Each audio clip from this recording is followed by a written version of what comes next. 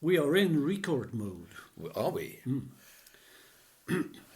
This Desert Island Discs? Oh, we're on? No, that's next door. Love. Oh, next door, next right. Door, love. That's next door. Who are we? We are. Oh, well, I'll tell you what. What? We'll start properly, shall we? Right. Yeah, because we never want to start properly. You know, with hello, good evening. We kind of won't do a BBC RP sort of effort. It's just plain old us. Right. But here we are again, because it's time for Mark and Col to present Beatleplaces. Yes, it's the podcast you've been looking out for all this time, and we're here to provide it. Eventually found it, you have. Well done, at this time of the congratulations. evening, it's time to do something good for you, and tonight we're celebrating with one of those letters of the alphabet that you love and enjoy. Shall I go through them all till you Not get all the of right them, one? No. Because the last one we did is good enough. Oh, it's this one on the table. It's the big letter, H, as in hair, and hello. And who? And who? Oh, no, that's wrong. No. Can't spell. Start again. H, the letter H. We're doing an H, everybody. So right. Formal hellos. Hello, everybody. Okay. How are you, everybody? It's Col and it's Mark and it's Beatleplaces, the podcast. We're here with Beatleplaces alphabet, and we're going to do Beatles with an A, letter H. Does that make any sense at all? Not really, but pick up that guitar, mate. Okay.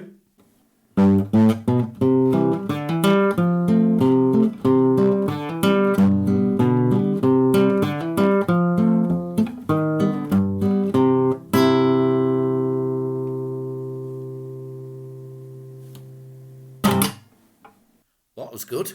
Yeah, you must have been practicing for years. Just the once. Ah. Just the once. Yes, it shows. It was either that or the cello. Yes.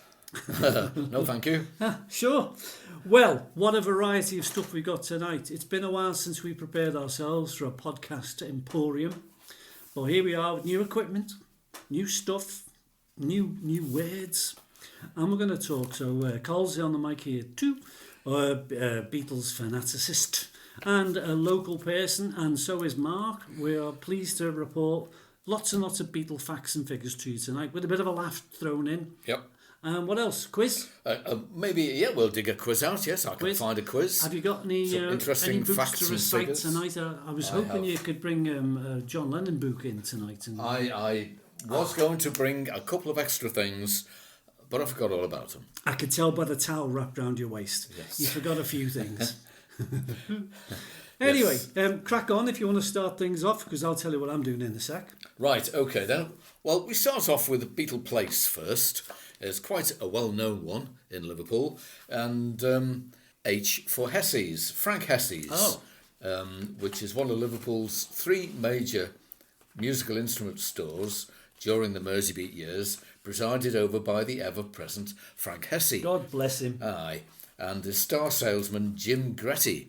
And if you bought a guitar from Hessy's and Jim, you got a 3-chord guitar lesson from him thrown in for free as well. You went upstairs, so to speak. Yeah. And you would do lessons after work. And Jim got John Lennon his first proper guitar in 1957 for 15 quid. Oh, God. Whether he got a lesson, I do not know. It doesn't say. Well, the thing is, when you're a guitar, you're beginning guitar and you're beginning to love what guitars can do, you'll try and get one, but you're kind of shy about being honest about how little you know about them, how to tune them, what chords are, like that. And when I got my guitar from Hessy's, I only knew one chord. I knew the chord of D. 3 fingers, you see, very easy. Aye. And I went in there and plucked the guitar off the wall, because they were all hanging on the wall. And this would be in the 70s. And I took it off the wall and I sat down in front of Jim Gretty, God bless him as well. And I went, okay. I can't remember the make of guitar I had. Sit there, made the shape of the letter D chord. That'll do, I'll have that. So I wasn't going to play Stairway to Heaven. I was just get out.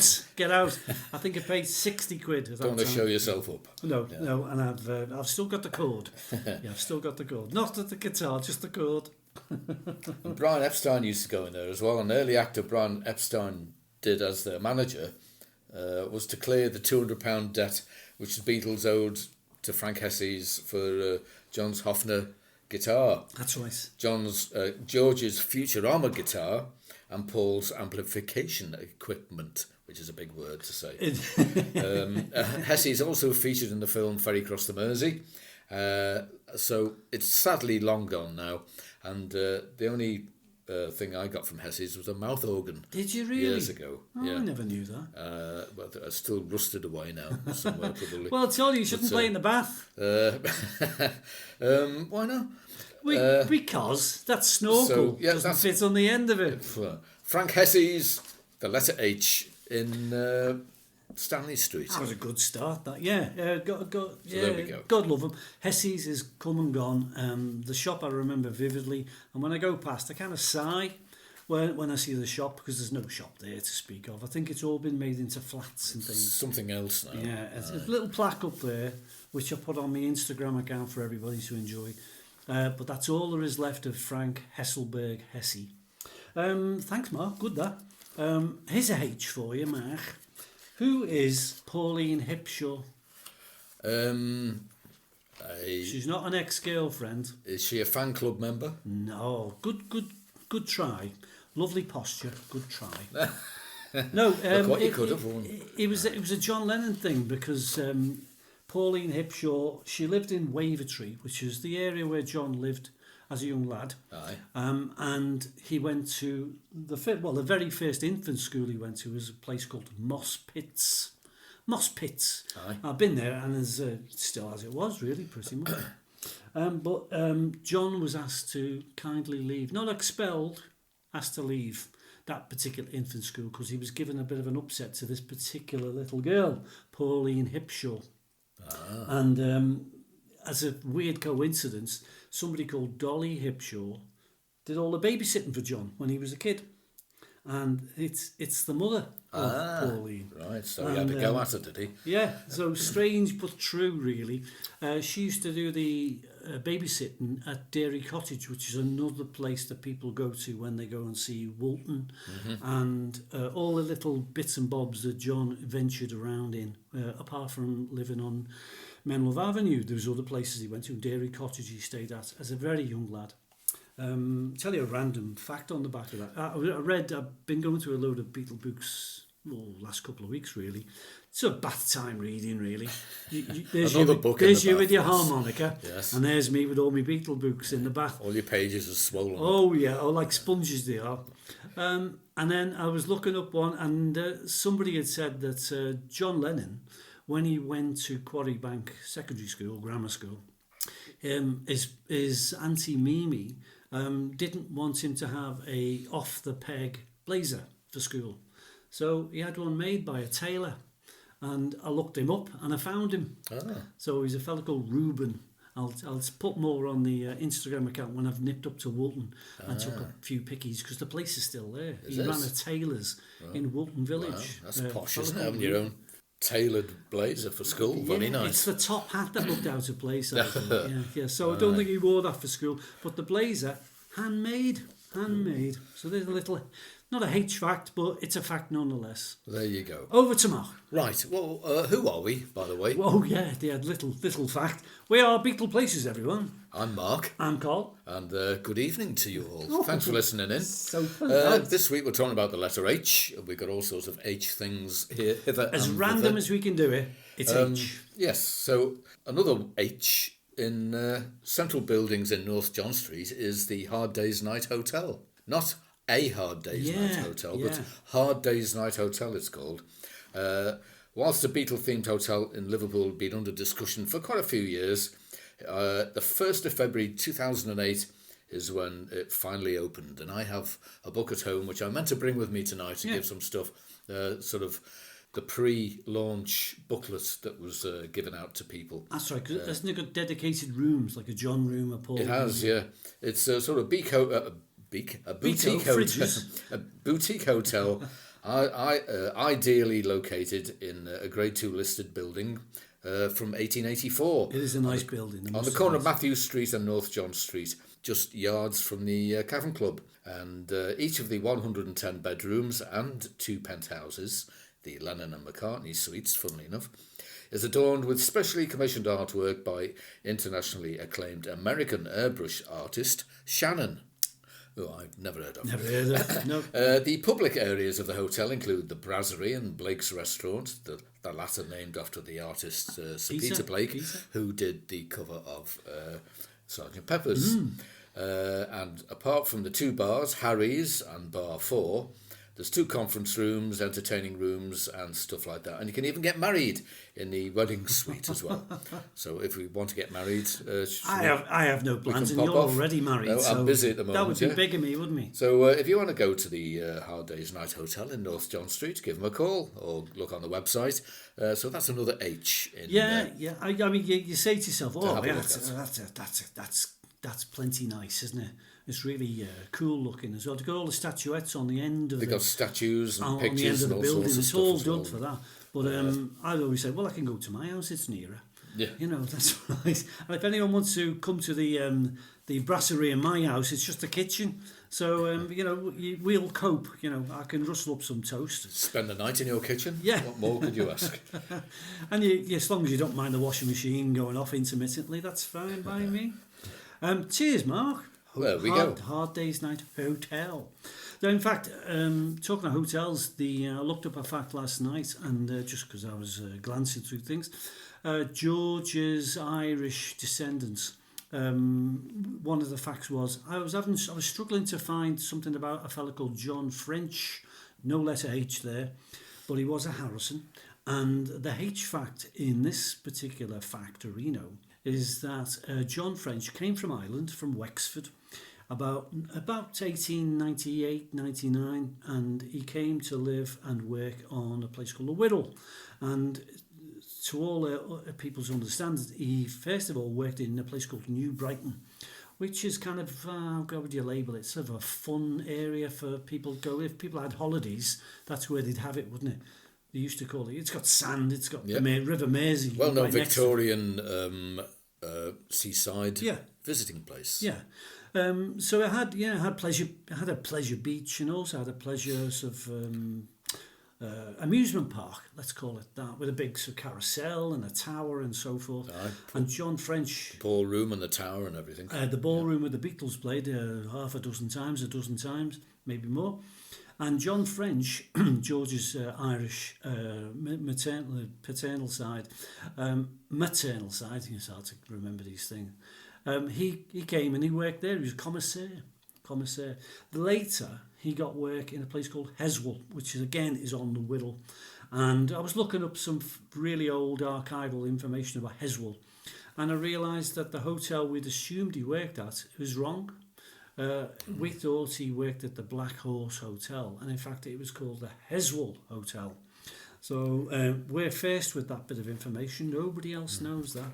And everyone else has just said, oh yeah, that John French fella, George Harrison's great-granddad, yeah, he lived at the Black Horse Hotel. Well, no, he didn't.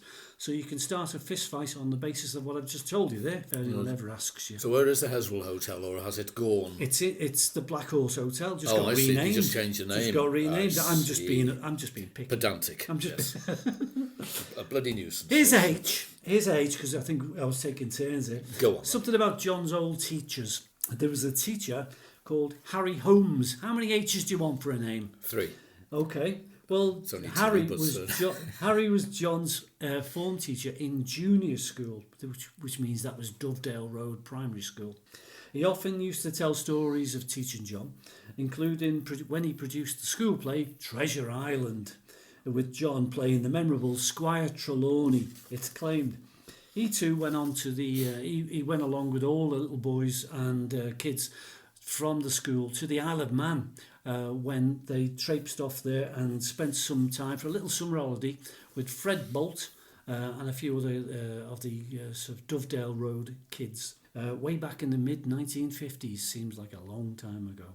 So there's Harry Holmes, a resident of Mossley Hill and an ex-teacher of John's. Oh, right then. Just thought I'd throw that one at you. How about a quick jingle, then I'll give you 3 questions and a little quiz. Oh, I think there's room. Right, turn it on.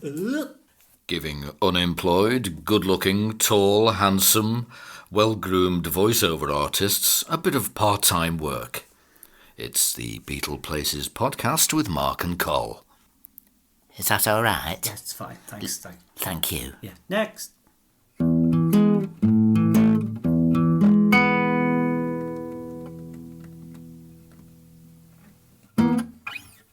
Well, that was also nice. That was good. Well, it's nice to be reminded who we are and what we do and how stupid we are. And right enough, Right. they're not wrong. Right, here we go. Everybody pens out and pieces of paper ready. Here's a little 3-question quiz for you. Great. I would like to know where George Harrison's ashes were scattered. Any idea? Not where you'd think, to be honest, really. Slightly unusual, but there you go. So that's question 1. What was the third proposed and scrapped Lennon song attempted by George, Paul and Ringo for the anthology recordings? Well, we can. You should get this one, we can really, name the first few. because they redid it again. Yeah, more famously, yeah. But very good, actually. I quite enjoyed Yeah, that they one. improved it. So, and the question number 3, and what is the UK postcode used for one of his albums? One of his early albums. Whose? Ringo. Oh, aye. I said Ringo. Oh, yeah. Yeah. Yeah. What is the UK postcode Ringo used for one of his albums? Famously. So that's 3 questions. George's ashes are scattered where? And what was the third produced or scrapped Lennon song attempted by George, Paul and Ringo for the anthology album, which is now resurfaced and doing well? And what is the UK postcode Ringo used for one of his albums? Questions coming up after the tea and sandwiches a bit later on. I don't know who promised him that. Well, I want Well, something. it's back to Col now. Hello, I'm Col. And we're considering the letter H in Beatles with an A, or featurette feature of the Beatleplaces podcast that we bring to you very occasionally. So here we are, letter H. I'm going to talk about a fellow called Jonathan Hague. Jonathan Hague, because he was one of John's art college mates. And he did quite well in his time. He was a proper artiste, and he produced some fine works in his time. And they were mates, no two ways about it. In fact, they were very good mates. John was born in 1938, so a little bit younger than John. He was born in a place in Wales called Llandudno, which scores you quite a lot in Scrabble. His mother ran a private hotel, and John was privately educated. And finally, he ended up in the Liverpool Regional College of Art. That was the proper title for where John went, the Liverpool Regional College of Art. Not the College of Art, the Liverpool Regional College of Art. And Jonathan Hague went there to obtain his ATD, which was his art teacher diploma, just like Cynthia Lennon did, Cynthia Powell. And soon they all became mates because there was a gang of them. Him, Ron Murray, Stu Sutcliffe, the whole shamil, and they were all hanging around.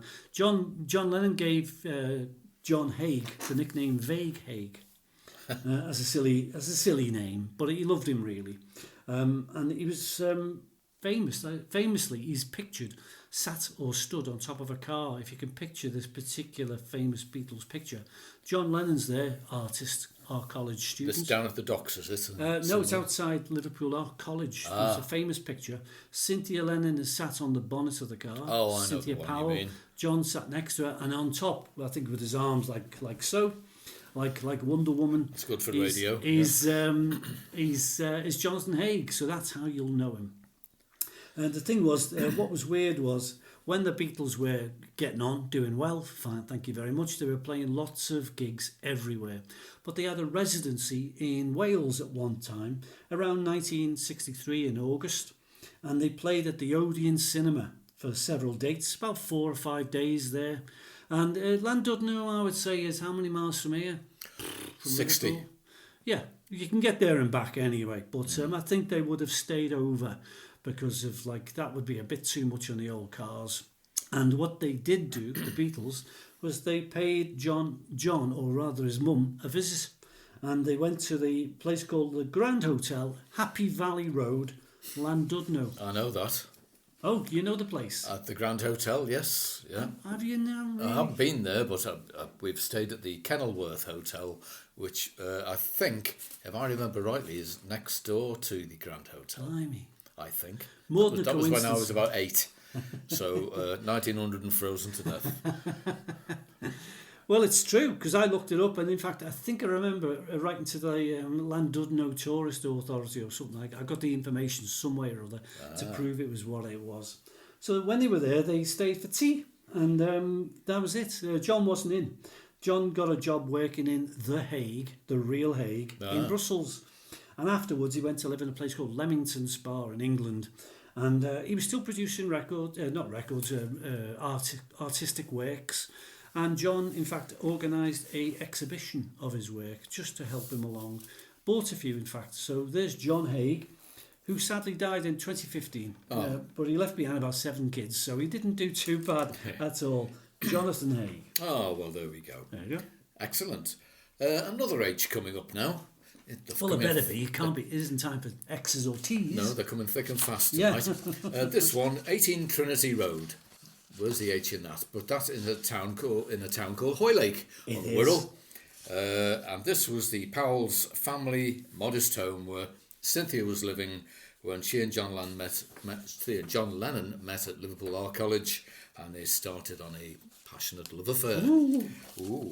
So a bit of a unsavoury, slightly little thing now. Once during a vigorous lovemaking session in Stu Sutcliffe's flat, she ended up in Hoylake Cottage Hospital with grumbling appendicitis, and she is visited by concerned John, although for his first visit he brought George along too, which is a bit strange. Afterwards, John and George called here to tuck into plates of egg and chips served by Cynthia's mum. That's 18 Trinity Road in Hoylake.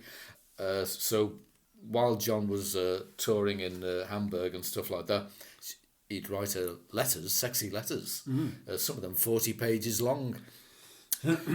So in between leaving Mendips and finally moving to London, this was home for Cynthia, John and Julian, although John was certainly almost constantly on the road at this time. And during this period, John took Cynthia on a belated Parisian honeymoon. But soon after they returned, the press found out that they were married and laid siege to the house and wouldn't leave people alone in the end. You and I know it's in a little road. Trinity Road in And Hoylake. it's a little house. It's not like she was always proclaimed to be, posh. Yeah. And what was posh about it? Her house It's was a terraced small, house. really small. Small terraced house. John's house, we've been, has a garden. It's in a nice area. Yeah. The trees outside, the windows work, all kinds of things. Oh yeah. And Cynthia's, not a chance. It's in a nice area. Hoylake is a resort by the sea. And my nana lived if you go up Trinity Road up to Market Street, across the road from Trinity Road there's another road called Elm Grove where my nanny used to live, and she used to know Cynthia Powell's mum, and Lillian. And used to chat to her in the shops and stuff like that. So I must have been somewhere around there In a pram. Probably, when John was visiting Cynthia. Sucking on a Farley's I wouldn't say in a pram, not at that age, no. Smoking a pipe. Smoking a pipe. Casually walking down As Trinity John Road. was walking past my nana's house, probably, getting off the train or whatever. That's the thing. I Possibly. photographed the station, which is a kind of bland-looking station, but you're thinking, John Lennon and George Harrison have been here. Yeah. They caught a train back home from here, and just confound you when you go. And like we know, Manor Road Station. Trinity Road is exactly how it used to be. The Yeah, it only hasn't thing that's changed. missing is the church that's like 2 feet away from the house. But where Julian was christened, and we are talking like feet away from the house. It's Just across the road. Yeah. Yep. So the church is sadly gone now, but the graveyard is still there. I went there a couple of weeks ago, actually. Hoylake is full of Beatles stuff, really. Brian Epstein ran a shop in Hoylake. The Clarendon Furnishing Company. Clarendon, yeah. And we had Derek Taylor had some involvement with Hoylake. Somebody was telling me, one of the guys from Radio Merseyside talked to me the other day, a fellow called Ian Kennedy, and he said, where's the address where Derek Taylor lived? So I told him where he used to live in that area, a place called Mells, Great Mells. And he said, yeah, George Harrison and him drove there one day to show him his old house. So that's where I used to live, George. Yeah. And they were kind of shooed away by the neighbours who thought they were just like burglars. It's a true story. Yeah. And so they said, we'll come around another time. So George and him postponed it and came back another time. Yeah. But Hoylake has a few things. The Beatles played there. They played at the YMCA. Mm-hmm. And, there must be other things about Hoylake about the Beatles in them. Because I know when they were the Quarrymen, they played near about in Hoylake. I can't remember the road now, but they got a once in a blue moon invite to play as the Quarrymen. So it was in the 50s, that particular gig. I think where it could have been. It might have been at the YMCA. Yeah, it was down some road now. I drove down it and couldn't find it. It's all been redeveloped. So, you just took a chance. And just not like it was in my day when I used to go to school there. Yeah, and smoke a pipe. I've never smoked a pipe in my life. Anyway. H's, that was a good one. Put that jingle on, will you, Cole? This one? This one. What about that one over there? No. It's a nice one. Here it is, this one. Put this one on. That's a good one. He says. Yeah. Beatleplaces podcast with Mark and Cole. Serious radio.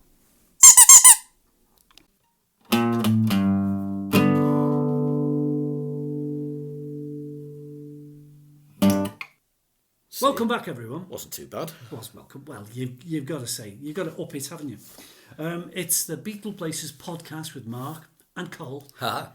Doing our stuff on new equipment, having a lovely time, and we hope you're enjoying it. The quiz is anytime soon. The answers to the quiz are due anytime soon, and then Mark will do one more quiz just to sort of round the show off with some more questions while you're walking the dog or painting your house or doing something like that while you're listening to us. Sitting on the train, on the bus, whatever you're doing, wherever in the world, which is quite humbling, really. It could be. When you see where we're sat now. Anyway, no offence. H's. Yeah, I won't take it. I'll cry afterwards if it's all right with Let's you. get your window fixed. Right. H's. And it's letter H today. H's is an interesting one. A fellow called Charles Hodgson, who lived in Allerton. Any clues there, do you think? What's the connection with one of the Beatles? Which Beatle do you think? George. Allerton. Paul. Paul's a guy from Allerton, isn't he? Well, this guy, a fellow called Charles Hodgson, he lived in Hayden Road. So when you go to Paul's house, if you ever visit him because you're a Beatle nut and you've done the tour, and you get to his road, Forthlin Road, if you carry on Forthlin Road and you go around the bend, you're in a place called Hayden Road, which is really, it's full of what they call maisonettes, which is like flats, and or apartments if you're American, excuse I. But Charles Hodgson was a guy who knew Paul, and subsequently he knew the other Beatle people as well. And what he did was what he had, really. He had a tape recorder, and he had a Grundig. The model was, if anyone's making notes, a TK20, and he had a reel-to-reel recorder. Not a TK120? No, TK120 is a dishwasher. No. Yeah, so... I had a TK120, my Grundig one. Well, maybe I've got... It could have been a 20, maybe I'm wrong. Yeah, because a 200 is a nuclear missile, so we don't want that. So it's a reel-to-reel tape recorder, I'm told here on paper. Charles was a friend of Paul's, and who just lived round the corner. He really did live round the corner. I've checked this out, looked it up. And what he did was he did record the Beatles singing songs like When I'm 64, and quite a few other things which have appeared on Anthology 1, so I'm told. So there are about 17 demos on this tape that Charles kept. It was auctioned, sold. I think Apple Corps bought it, and that's why it ended up where it did on the anthology. But it was sold for how much, do you think? £25,000. Seven? At all? £7,000. Oh, that's not much, is it? I could have floated a couple of cars and got it, couldn't I? So there is only time you make that up, no problem. There's only one Hodgson family in the Allerton area, and that was it. So it all fitted into place. 400 yards away was Paul's first recording studio, Charlie Hodgson's parlour. There you go. And it's a H, so there you go, sticking true to ours. Super. Right. How about the answers to the quiz now? About time too. Are we ready for this? Yeah. The 3 questions were, and still are, George's ashes are scattered where? What was the third proposed scrapped Lennon song attempted by George, Paul and Ringo? which you must know. And 3, what was the UK postcode Ringo used for one of his albums? All right, you must know that one as well. Yeah.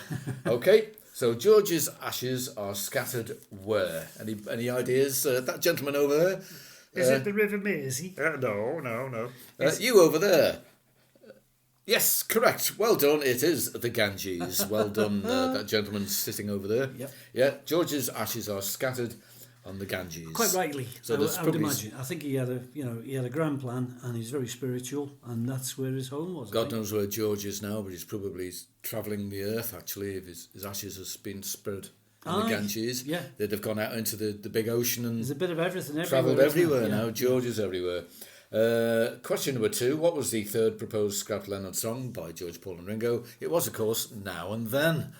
I quite like it, actually. Well, there was a version, I think Jeff Lynne had a go at it, and the Now and Then version we heard maybe 5 years ago. Bit okay, tolerable, but not world-shaking. I like the video. The video is very clever. Is it? It I is. don't think... yeah, I have They're seen all it. dancing together. Oh, and yeah, all yeah. bits and pieces on They've it cut clips together, haven't they? bits and bit that. Bit yeah. of eerie. I think it's quite Bit of eerie. Yeah. And finally, what is the UK postcode used by Ringo for his album? Any idea? Well, for the area he lived in, Aye. which was the Dingle and Toxteth area, Yes. Liverpool 8 is the postcode. Correct. Absolutely. Well done. Now, the trouble Liverpool was, 8. when he came to Liverpool to promote it, he was famously said, "Oh, I don't think, I'm not very bothered about being from Liverpool or coming back to Liverpool." Yeah. Oh dear. That didn't go down You don't very say well. that. No. Not if you want your windows. He hasn't said that for a while. No. No. And also, don't call me Ringo anymore. That's fell by the No wayside autographs, as well. yeah. No autographs. And don't look at me. And, that's another one. That's coming soon. And peace and love. Yeah. And all that lot. So, Mark. Anyway, that's good that quiz. bit done. Can we have another one soon? Certainly can. Can I just interject a moment? It sounds like Have you heard of the Hague Dance Club? Yeah. Go on then. It's in Morton. Morton, yeah. Yeah, that's an H, you see, the Hague Dance Club. The Beatles played as well. Any more about that? Or? I haven't. I've tried having a look. That is I don't famously where I drove and didn't find anything. Yeah. I went all the way down this long road, Hague Avenue. Yeah. Where is it? Left and right, left and right, left and right. And there's nothing there. You just come out the other end, dead end. Gone. Wasted time. Yeah, they danced to death. Yeah. So what happened to the Hague Dance Club, I do not know. I got 8 buses to get there. So anyway, No that's chance. an H, so that's another bit. 8 buses. Here's a H for Go you. on then. Another person, another Beatle person, John Ivan Hayward. Like in Who? Justin Hayward. Oh, just Hayward. His name is Hayward. And it's John Ivan Hayward. Ah. And he lived in a place called Ferndale Road, In Hoylake. Wavertree. Oh. And that's not far away from where, oh God, what was her name? Frida Kelly lived. She lived in Brookdale. Ah. So Ferndale is just a dale or two up the road from him, or here. Who is he, is your question. And Who is he? Or why am I saying this? Well, I'm telling you why, so pay attention. Go on, I'm sitting Hope here you got waiting. your biros out. The band had just finished their second stint in Hamburg in 1961. George was guitar shopping by then because he'd had a few bob, and he got word in Liverpool that another musician was in Wavertree and he was trying to sell his guitar. And it was a Gretsch duo. Well, George's eyes, you can imagine, lit up with the thought, because he loved that particular brand of guitar. I like them too, a Gretsch Duo Jet. So it turns out the man was called John Ivan Hayward. He was an ex-merchant seaman. And like a lot of Liverpudlians who worked in the merchant navy, they would traipse up and down around the world, and they would buy things and bring them to Liverpool, and we sort of got used to records and clothes and styles and different things compared to the rest of the UK. Because they came over on the ships. The sailors brought them over from America, My granddad did it. they first appeared in this country. Quite a lot of things. Even Liverpool. John's banjo from his mum Julia, that came from his granddad George Ernest Stanley, who got it from New Orleans. That's to the best of my research. Oh. Can't tell you the make, but I'll tell you that's where he got it from. Yeah, and George dreamed of owning a Gretsch guitar, it says here. And yet, how much do you think that Gretsch guitar was going to cost him? Today, or At the when time, he bought at the time. 5 shillings. 5 shillings, not in groats or farthings, no. 90 quid. Oh. 90 quid. So what he did was, I researched this to begin with, because I got the impression it was advertised in the local papers. So I looked up about 10 years worth of Liverpool Echoes, and my eyes were crossed by the time I finished. But it turns out he just found out where he lived and went round. Didn't read an advert at all. That was a productive day then. Week. So he went round, and all he had with him at the time, poor soul, 70 quid. So he said, I promise I'll pay you the difference, and he never did.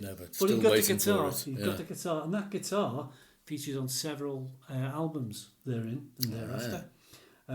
John Hayward, who planned to use the money to emigrate, never did.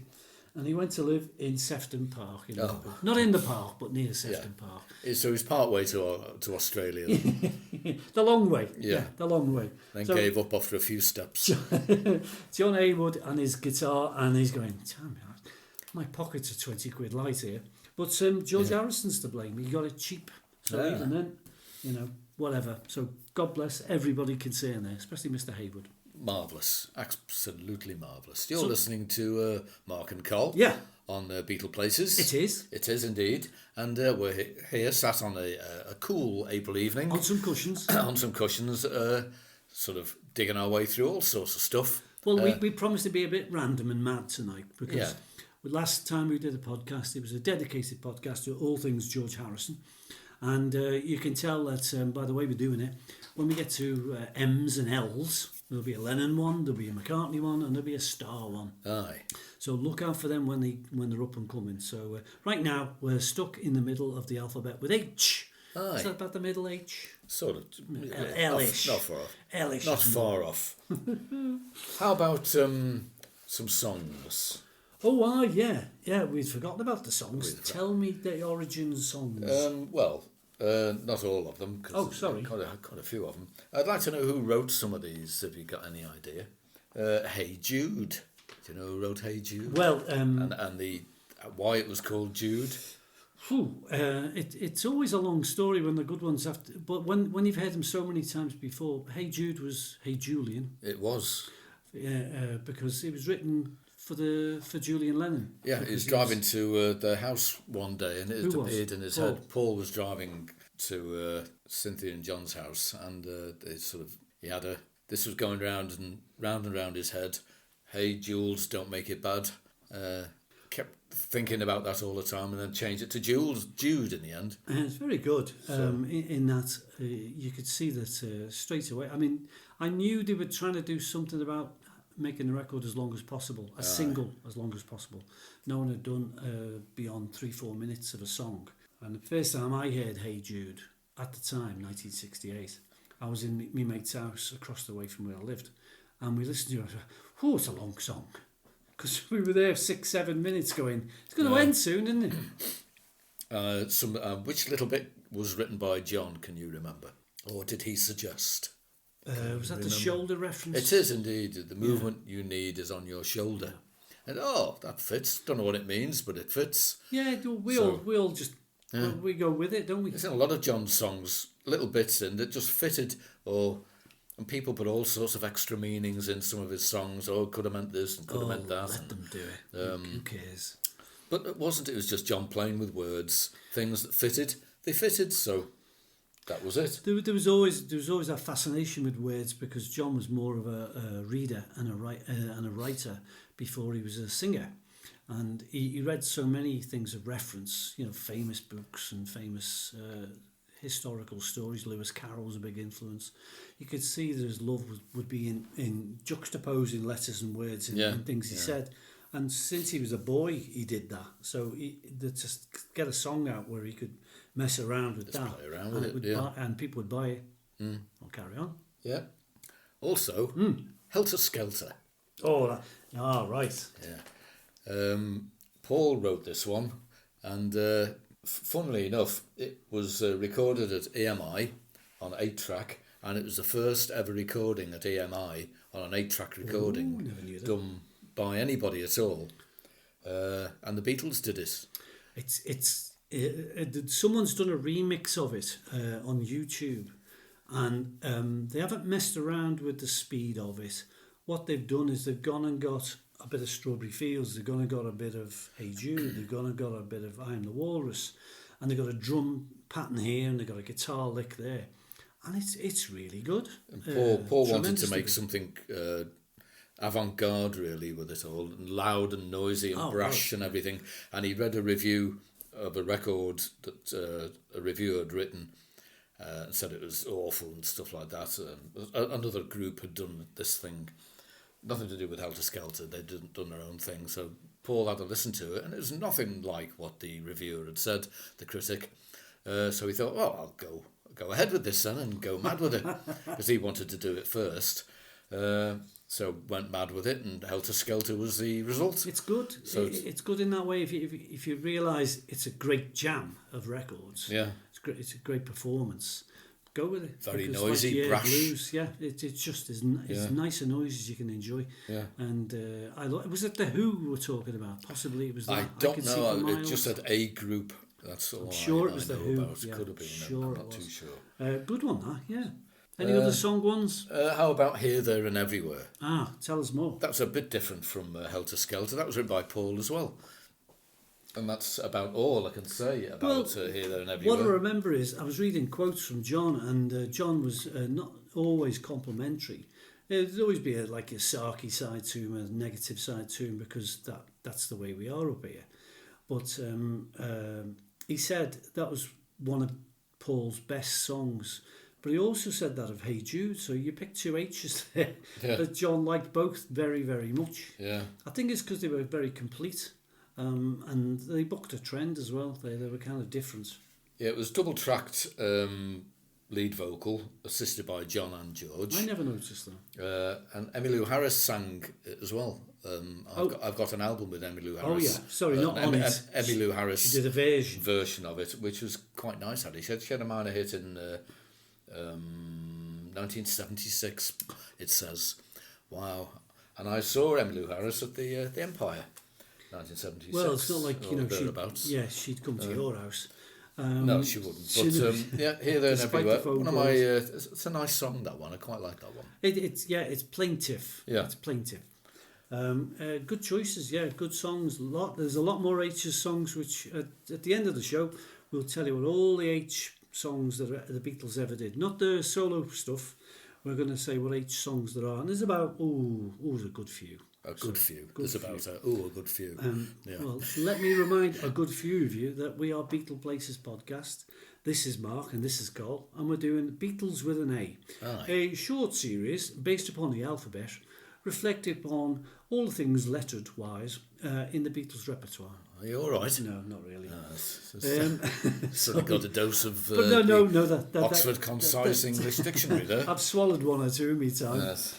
A H. Who's after a H? Well, you can have one. I'll have one. Here's a Beatle person. It'll make you giggle, I suppose. A fella called George Hewson. Hughson. George Hewson. Who he sort of ran a farm really out in a place called Greyhound Farm Road. And Greyhound Farm is in a place called Speke. And Speke is part of South Liverpool, which was mostly farmland up until the post-war years. And then it was developed. And when it was developed, housing estates appeared. And amongst those housing estates was where George lived and where Paul lived. And Paul lived in Allerton, last of all. And George lived in Mackett's Lane and Hunt's Cross and around there. All those developed areas where they just stuck council houses, or as we call them, council houses. And Mr. Hewson had a little bit of an episode with Paul and his brother Mike once upon a time. When Paul and Mike lived in Ardwick Road in South Liverpool, they often visited the nearby countryside. It's something to do, isn't it? They visited the Oglet Shore, they're called the Oggy, or they'd even go to Hale Village, which I've been to with Mark, and you can enjoy that. And the Bluebell Woods was another fave, because all these places led down to the River Mersey, where it was a bit prettier, and there was a bit of sand and rocks, and you could play all day, and it cost you nothing. So they also often walked a place called the Chinese Farm. That was the nickname it was given at the time. And it was a nickname between the land between Speke and the train line, where the Bluebell Woods were. Once they were caught raiding an apple orchard owned by Mr. Hewson. And the story goes that Jim McCartney, his dad, Paul's dad and Mike's dad, came to the rescue because Mr. Hewson was quite upset by the scrumping episode and told him where to go. Hopefully the telling off would sort them out for life. I think there's another episode where when Paul and Mike are in Stockton Wood School, and some guy said he was going to bring his double-barrel shotgun the next time he saw kids on his farm. But I think that was another story and another guy. Mr. Hewson. Back in the day, eh? Mr. Hewson and his bloody apples. And his double-barrel shotgun. It's Beatleplaces podcast with Mark and Col. Radio's answer to naked attraction.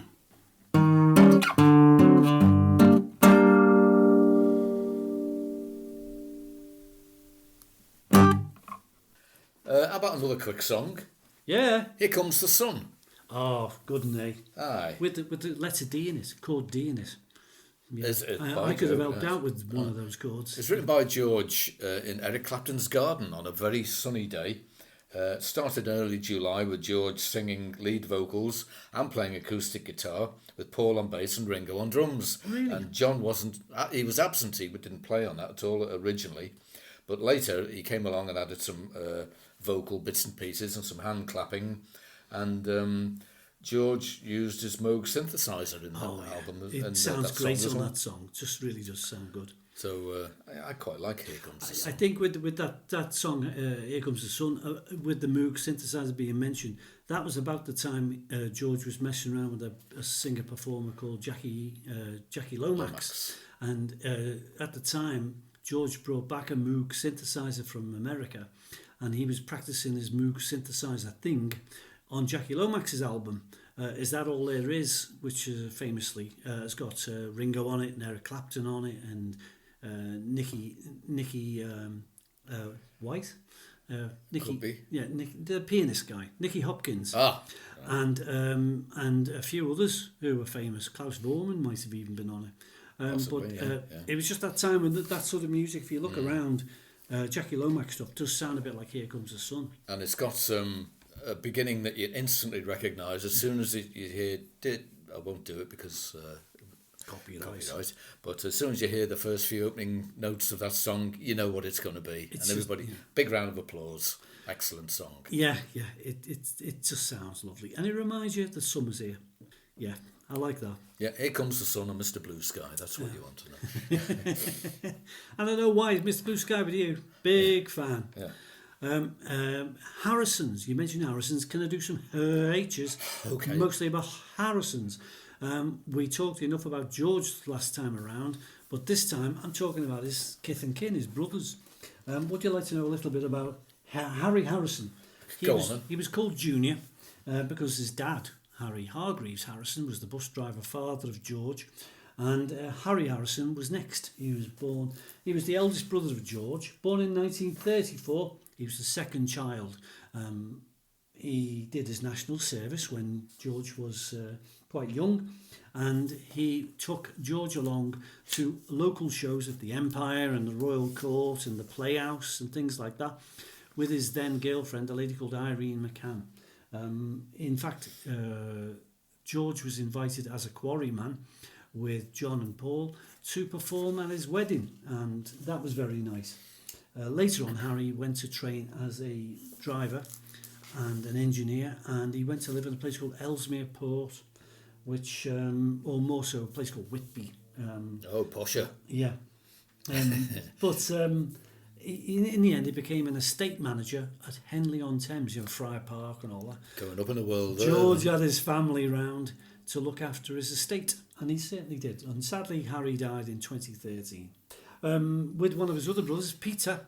Peter was actually in a band with George for a little while, the Rebels. But Peter was third in line in the Harrison clan, born in 1941. He was a panel beater, so he worked in a garage on motor cars, and he worked at several garages in town, including one called Davies in Mossley Hill. I know that for a fact. He was a young apprentice, and he also brought up, he knew another guy who was an apprentice in the same place called Terry Sylvester, and he was a musician too, and he performed in a band called the Escorts, and later he progressed to a band called the Hollies, who you must have heard of. Peter also had a mate called Arthur Kelly, and Arthur Kelly kind of became bezies with George, and together they hung around clubs and pubs and did their thing as lads, young lads did. But they were also in the same band together, and they realised George had all the talent, and Peter stopped playing the guitar in the Rebels and left George and Arthur to it. Later on, Peter went to live in a place called Penketh, which is in Warrington, more South Liverpool. If you keep going south of Liverpool, you're in a place called Warrington, and Penketh is where Peter went to live. And his parents lived out there too. And the only other fact I know about Peter is that he took ownership of Brian Epstein's Radford Mini Cooper, and he used it until 1971. They all must have been nuts about cars. Peter and his family stayed in Penketh, and then they later moved on to Henley too. I'm not surprised, a great big house like that. Plenty of space down there, plenty of money. Aye. Peter sadly died in 2007, so they were all together. It must have been a good laugh having the family around all the time like that. Aye. Must have been a huge laugh. Oh, absolutely. Mark and Cole here over a Tuesday. In a H kind of mind. In an H kind of mind, sort of chilling out and giving you a load of rubbish tonight on the Beatleplaces podcast. Should we give them some quality? Yes. Let's put on a jingle then. Go on then. You want the best. You expect the best. You deserve the best. So while you're waiting, here's the Beatleplaces podcast with Mark and Cole.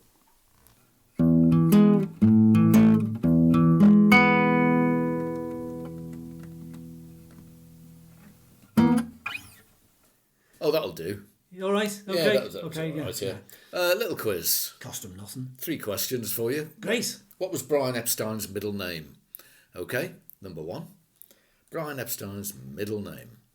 Number 2. The Yellow Teddy Bears was an early story for which Beatles movie? Any idea? You do know, you know that. And which DJ commented, I can't say it, asked why the Beatles were now in the rag trade and led to John closing the Apple boutique, which started off okay and then sort of fell by the wayside, really. It was an idea. Good idea. But a rubbish idea. That was it, really. What was Brian Epstein's middle name? The Yellow Teddy Bears was an early story for which Beatles movie, and which DJ asked why the Beatles were now in the rag trade and led to John closing the Apple boutique. I'm trying to think of the witty line he must have used to say. I would say something off the cuff, but he must have been something like that. Must have said something. For as long ago as it was. Good questions. Especially then. from the fella I'm talking about. Good questions. Good questions then. By the way, Brian Epstein was born on the day of Yom Kippur. Was he? Yeah, yeah. Just by coincidence. There you go. H's. It's H's, everybody. I've got a H on me. Look at me. I've got a H. How about Harriet Hafez? And I'll spell that for you. Hafez. Harriet Hafez. Oh. Haven't heard of the lady. Well, to be honest, it's a John thing. It's John's auntie. And what happened was she was originally called Birch. And what happened was, she wasn't called Birch, she was called Stanley. And she married an Egyptian chappie called Hafez. And she was born in 1916 and brought up in the Stanley household with all the sisters now around her and everything else. But she lived abroad after she qualified at university, and she married an Egyptian man, Ali Hafez. And because they met at Liverpool University of all places. And there they had a daughter called Layla. And Layla came back to live in the UK, and she went to the female equivalent of Quarry Bank, and she became an anaesthesiologist. Good heavens. An anaesthesiologist in Manchester. I looked her up. And the thing about Harriet was she was in Egypt when war was declared. So what do you do about that? Well, in 1938, on the verge of war, let's put it that way, July 1938, Harriet and Layla caught a bus, caught a boat from Bombay. Number 32. Bombay to Liverpool, and it was the 32 every 20 minutes. Corpy bus. When Harriet was 22, declared as a housewife on the passenger list, her daughter was 1.5. She stayed with the family at Hodgson Street, and that was the best she could do. But she went back to Egypt, and yet then they really declared war. And in July of 1939, Aye. she caught a boat out to Egypt, Liverpool to Port Said in Egypt. Port Said, excuse me. Harriet was now 23, and she took Harriet with her again. World War II was imminent, so this must have been a big decision for her to go. Ooh. So in the end, she realised, shouldn't have done that.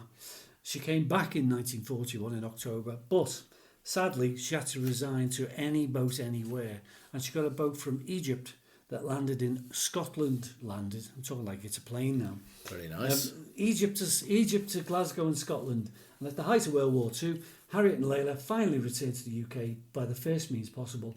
She was declared as a widow. So something must have happened. And yet she was Egyptian. So what happened was she was treated as second class and kept in the appropriate accommodation on the boat. And Harriet and Layla, as they grew up, they stayed at the Dairy Cottage, which I think the Stanley family had ownership of and had occasional usage of. It was to do with Aunt Mimi and George Smith, something that they owned or that the Smith family owned. And so she was allowed to stay there and recover from the time away. And John and his cousin Layla were very close friends, spent lots of holidays in Blackpool and places like that. And when John finally could repay his family, Harriet had remarried, and she married a fellow called Norman Birch, a car engineer, mechanic. And they went to live in a place called Gattaca, which is spelled Gateacre, but pronounced where we live, Gattaca. And so John came to say hello and stay over, come back to his Liverpool roots in 1970. I think it was the last time he came home to Liverpool, 1970. And he stayed with Aunt Harriet and Uncle Norman at their house in Gattaca Park. And in a few days' time, I'll be putting their page up of their picture of their house, which I photographed not so long back. But there we go. That's what we know. And Layla, like I say, became she was a very good student compared to her cousin John. John was a terrible student, couldn't get the grades, couldn't get the remark, and she was head girl. All the qualifications that you could stuff in a satchel, and she became virtually a doctor because she was an anaesthesiologist. Tremendous. Well done. I think she's still around. She's done very well for herself. Yeah, I'm glad you think so. Excellent. Right. Answers to the quiz now. Okay, about time. 3 questions were, and still are, as I always say. What was Brian Epstein's middle name? The Yellow Teddy Bears was an early story for which Beatles movie? And which DJ asked why the Beatles were now in the rag trade and led to John closing the Apple boutique? Right. Brian Epstein's middle name is Samuel. Brian Samuel Epstein. So there we go. And the Yellow Teddy Bears was an early story for A Hard Day's Night. Oh, I was thinking more Help. That's what it says here anyway. Yeah, there was a Joe Orton influence. Excuse me. Some way through, and I was wondering, was that kind of what it is? No, it isn't. No. And the DJ that commented that's why the Beatles are now in the rag trade with the Apple boutique. It was, of course, John Peel, wasn't it? John Peel said really? that. Oh, good old John Peel from up here as well. Yeah, John Peel, who is sadly no longer with us, but he's a great radio DJ. Liverpool fan, football fan, bar none. Love the Beatles. And an interesting fact about DJ John Peel was, sadly gone, he was in the room when Jack Ruby was shot. Oswald. Jack Ruby after shot Kennedy's assassination. Oswald. He was there working for a Dallas radio station, and in the room on the day, for some reason or other, he was there when Jack Ruby got the gun out and shot Oswald. Strange. Great questions. There we go. And there'll be another time, another chance to hear more questions about Beatle things. Especially when you can say it properly. Christians. The Leith Police dismiss us. and so on and so on. Interesting H. I haven't done any Beatleplaces to any great degree tonight, but here's one as we conclude our show. And how about the Beatles in Hamburg? There's a big H for a start. Oh. But famously, and when you read their sort of formative story, when they began to be a band and get to know each other and all the chances and things that happened to them, you realise they went to Hamburg a fair few times, but they were there 4 times. And on their last ever stint, it was just for a fortnight, and they were really reluctant to go and perform, but contractually they had to. So they were only there for 2 weeks, but they didn't want to do it. They were really like a bit miffed, as the phrase goes. Weren't interested, weren't very keen. However, as we all probably do know if we read our Beatle books, you'll realise that the Beatles began their Hamburg time in 1960. And they pretty much stayed in some real dives in their time. At the back of a hotel, the back of a cinema, above a sex club. It was awful. And yet the last one was quite nice. And they stayed at a place called the Hotel Pacific. Ooh. In Nieuwe Feeder Market, which is sort of town-wise. It's in Hamburg. But the Beatles' last ever stint was a reluctant one, but necessary.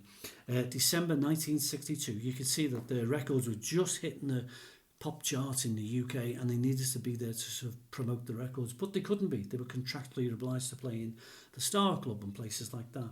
However, there they were playing less hours each night, each time. They had more money, and they all had single rooms in this hotel. And it was just a short walk away from the clubs. And next door, big music shop. Fantastic. That would have done me as well. Yeah. The Hotel Pacific. Nobody talks about the Hotel Pacific. I'll have to give it a look and go and stay there. It might be there. All I know is I think the Star Club, very sadly, is now a Pizza Hut. So they really looked after that, didn't they? I think most things have turned into Pizza Huts or McDonald's or something else. Yeah. So I think we've wrapped up our show quite neatly, hit the hour, and we've done it. A quick run through who wrote songs. Yeah. All right. Okay. Who wrote Hello Little Girl for the foremost? That was a Paul one, I think. That was a John one. Oh. Who wrote Help? John. Correct. How about who wrote Honey Don't that Ringo sang? Oh, Carl Perkins. He did. Well done. Hey. Hello Goodbye. Paul. Paul. Hey Bulldog. Well, the story about Hello Goodbye is a bit weird. I think we're talking that the Alistair, the PA for Brian Epstein, he helped write it, but it never got claimed. He said, "Oh, you chuck in an opposite word to what I say. So I say blue, you say red. If you say hello, say goodbye. You know, it's one of those songs." And Paul claimed he wrote the whole thing, so we'll have to go with that. Sorry, I interrupted you. Hey Bulldog. John one. John, that was the John one.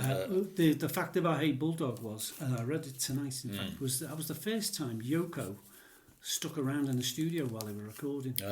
She wasn't going to leave, and that was it after that. Oh, well. She never went. How about Hold Me Tight? Oh, Paul one. That was a Paul one. Yeah, which was on the very first album, but they didn't like the version he made. So amongst them having a very busy night, recording all those songs in one day, they did this extra one. They never got featured. They got featured on the next one. Her Majesty. Oh, it's a Paul one. That's a Paul one. Yeah. And it ends very abruptly Yeah. because it was stuck on the end of the tape because Paul didn't like it to begin with.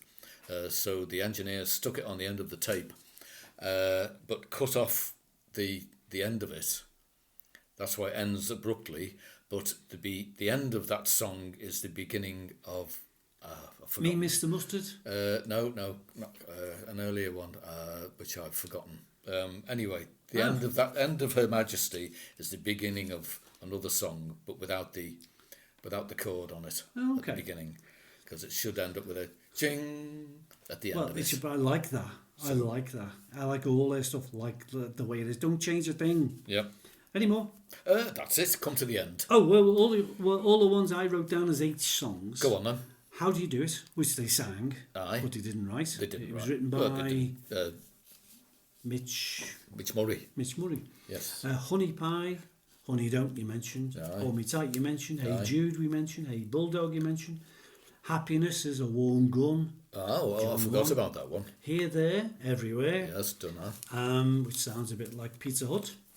Here Comes the Sun, Air Majesty, Helter Skelter, Help, Yep. Hello Little Girl, and Hello Goodbye. They're all the 8 songs that we could dig up. I was going to do Hard Day's Night, but it begins with an It's A. got an It's A. A Hard Day's You Night. call me pedantic. So I'd call you pedantic. It's yes, it's so.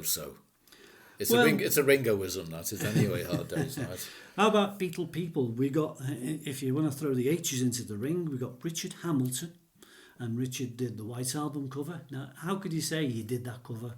You say, I've got this idea, and it's a cover. And I can't think of anything, With so nothing here's a on piece it. of paper. Oh, it is £15,000. Thank you. Thank you. Thank you. Bye bye. Colin Hanson. Colin Hanson was a quarryman. Oh, you are. Yeah, and I've got his autobiography upstairs, which I plan to read. There was George Harrison, of course, Louise Harrison, the Harrisons. Good old Bill Harry, who I think I saw once somewhere in town, just wandering around. You mentioned to begin with, to start the show, Frank Hessy, and good old Mary Hopkin, Oh, who yes. Paul had quite a lot of involvement with because he produced lots of her stuff. Yeah, she appeared on Opportunity Knocks. That's how she started Oh off. yeah. We used to sit there and watch it. Those Monday were the nights. days. Monday nights. Those yeah. were the Those days. were the days. That's what Paul McCartney wrote for her, which I quite like, actually. It's an old Russian folk tune, and it just belonged. It just Paul suited it, sort didn't of it? Yeah, Goodbye's a good doodled song it of up hers for as it, well. yeah. Yeah, Tema Harbour. I used to play that on the old radio show we did. There we go. Tema Harbour. Oh, no, thank you. Not in that key. That was in the key of Z. Yes. But other keys are available. There's Darnie Harrison, who I quite like. Oh, If yes. you hear his stuff, Yeah. and you put away the fact he's a Beatles son, I quite like his stuff. It's Yes. kind of interesting. Places, Beatleplaces, Henley-on-Thames, where George lives. Aye. Hume Hall, Yes, two Port H's, Sunlight. where the Beatles were the Beatles for the When very they first played time. with Ringo. Heswell Jazz Club, another Beatle venue place on the Wirral. Hessy's we talked about. Henry Hunt and Son was the old place where Ringo worked as a fitter, an apprentice fitter in Windsor Street. I did my family tree 2 weeks ago, and a good portion of my family lived in the same road as Windsor Street. So I was thinking, where? Not in the place, I hope. Yeah, and for some reason I've written Heathrow, because Heathrow is famous as a H because Ed Sullivan was the chat show host, the presenter guy in America. He was in the airport and he thought, what's all that commotion? And it was all these kids noticing that the Beatles had come back from Sweden, or going to Sweden, or were thinking of going to Sweden, some way or other. And he reacted to it. It wasn't called Heathrow then, it was called London Airport. London Airport. I do apologise, and I withdraw that. I can't remember when they changed it to Heathrow, but when I went there when I was about 10/11. Still in 11. your pram. Still in your pram. Not me pram, no. When I was 11, I went down there stayed with my old school friend at junior school, or neighbour he was actually, and we had a little day out to London Airport. Yeah. So there we go. That was Later it. to be known as Heathrow. Heathrow. Yeah. That's my claim to fame. Oh, good for you. I've been to Heathrow. I've not been to. I haven't been to Hamburg. I don't think I want to go to Hamburg, but Hamburg's another H in a big way because lots went on in Hamburg, and we've covered Hamburg a few times on the shows. And finally, Hyde Park Farm, where Paul lives. Oh, yeah. When people hear Paul and his Scottish thing, they think, oh, he owns the Mull of Kintyre. Well, he doesn't own the bloody Mull of Kintyre. He owns a little piece called Hyde Park Farm in the Mull of Kintyre. Correct. And the Mull of Kintyre is a great big chunk of Scotland, which, is very, very pretty and but a bit cold. Very Scottish. Very, och aye. Yes. So we have wrapped up H quite admirably there in a good old show, and we feel energised to do something new next time around. Letter I's coming around the corner, folks. I wonder what will be on that. Who knows? Yeah, we'll resume ourselves. So I thank Mark for turning up. Thank you very much. And looking after things and keeping himself clean and keeping the swear words. Thank you for the £5 for turning That's up. quite all right. And We seem fairly okay with our new equipment. God bless you, new equipment. And let's hope this production reaches you in as fine a fettle as we are right now. And enjoy the show. Just hope that you've got anything to enjoy next time around. It'll be with the letter I on Beatleplaces podcast. with Mark And, Cole. yes, Well, that's it really. that's it. The shilling's gone out the meter now. Oh! It's time to go, I think, really. My bus goes in a couple of minutes. Right, thank you, everybody, for listening, and ta-ta. see you next time. Ah! Turn the red light off. I will. It hasn't gone off. Hasn't it? I'll let me blow it. Oh, that's done it.